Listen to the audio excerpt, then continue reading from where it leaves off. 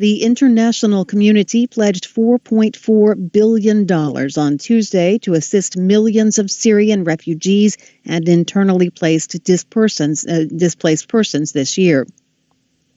Syria is entering its second decade of civil war this month with no end in sight.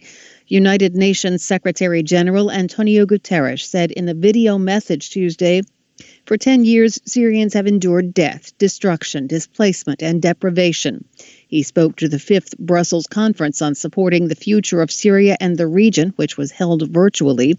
The $4.4 billion figure falls far short of the more than $10 billion the United Nations says is needed to fully support vulnerable Syrians and refugee-hosting communities this year.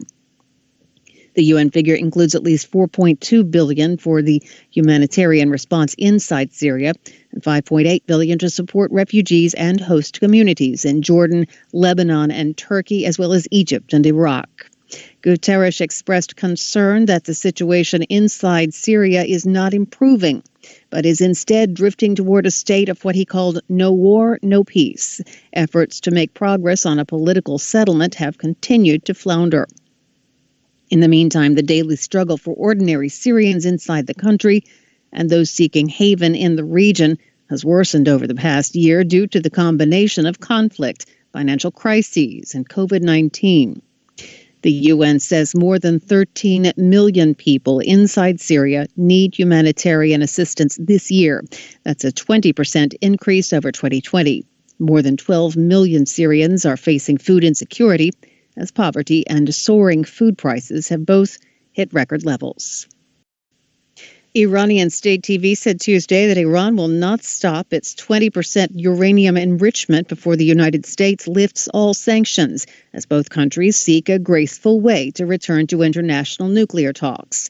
The 2015 international nuclear deal removed economic sanctions on Tehran in return for curbs on Iran's nuclear program to make it harder to develop a nuclear weapon. That's an ambition that Iran denies having.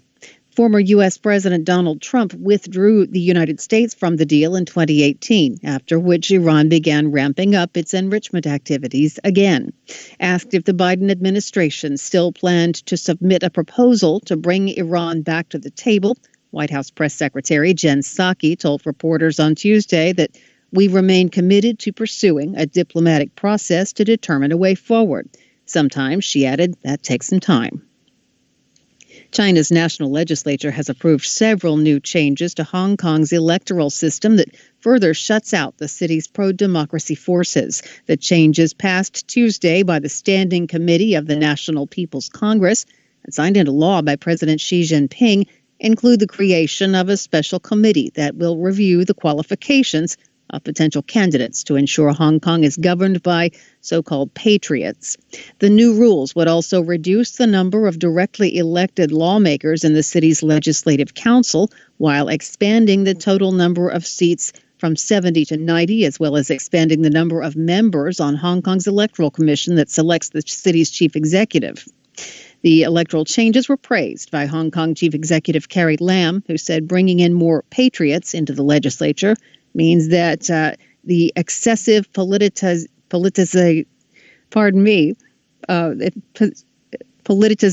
in society and the internal rift that has torn Hong Kong apart can be effectively mitigated. Not laughing at the news, of course, but at my own struggles with that word. Honduran President Juan Orlando Hernandez's brother was sentenced to life in prison by a New York judge Tuesday for large-scale drug trafficking. Prosecutors said President Hernandez himself had been a co-conspirator in his brother's crimes, although he wasn't charged in the case. Tony Hernandez, who's 42, was found guilty in October 2019 on 4 counts, including conspiring to import cocaine into the United States, possessing machine guns, and making false statements. Hernandez's defense team had called for the mandatory minimum sentence of 40 years.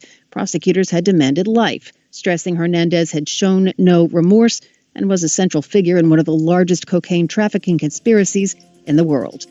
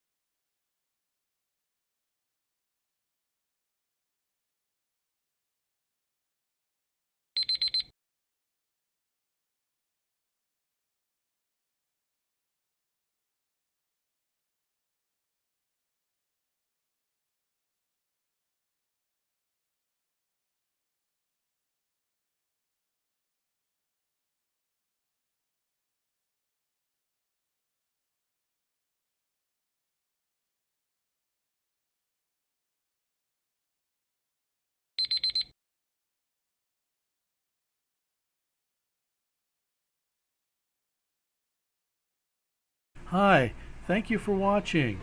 I hope the videos are useful for you. Please subscribe to my channel using the button below.